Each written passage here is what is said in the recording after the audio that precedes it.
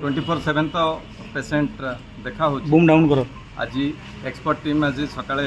round नहीं AIIMS Delhi सांगे कथबार्ता भी कर पेसेंट कंडीशन काली जमी क्रिटिकल थी आज भी सेमती क्रिटिकल आम कहूँ 72 आवर्स बहुत इंपोर्टेंट फ्लूइड रिप्लेसमेंट चली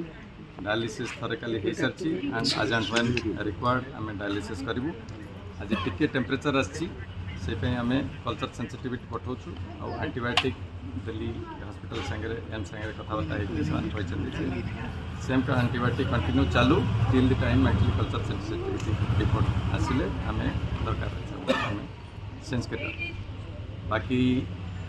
blood pressure is maintained with inotropes and respiration टिके अधिका रेट रोचे कारण